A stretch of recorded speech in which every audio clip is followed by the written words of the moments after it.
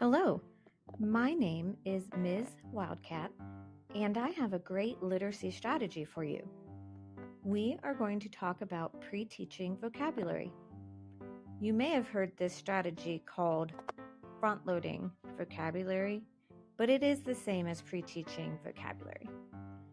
So, we are going to take a look at two different classroom settings to see how this strategy can work with your own students.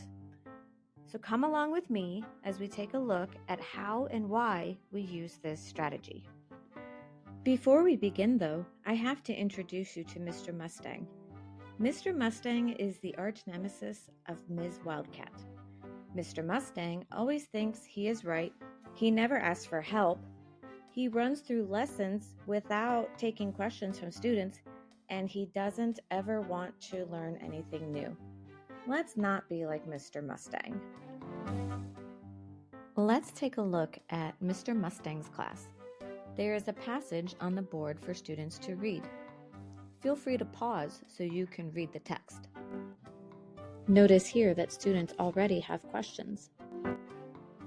The most worrisome question is from the student who is thinking, what is that first word? Uh-oh. Now, Mr. Mustang is mad because the students have not started their assignment. Well, he just expected them to know all of the vocabulary without pre-teaching any of it. Now let's see how Ms. Wildcat approaches the same lesson. Oh, wait a minute. She doesn't even have the text on the board. She doesn't plan to start with the full reading of the text. Dictionary definitions are not always helpful for students, especially if there are words in the definition that students do not know or understand. So, there are some options here with pre-teaching vocabulary. One option is to provide students with the terms, dictionary definition, and a student-friendly definition.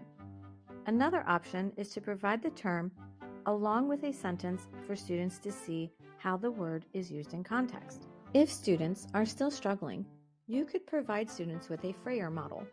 With a Freyer model, students can build on their prior knowledge of the term's definition, but also examine the term's synonyms and antonyms. They can also draw a visual representation of the word's meaning. If you need a differentiated version of the Freyer model, you can add to it like I did here. Notice, however, that the critical elements of pre-teaching vocabulary are still present like they are in the original model. Let's return to the text. You can see here that Ms. Wildcat pre-selected 5 words she wanted to teach.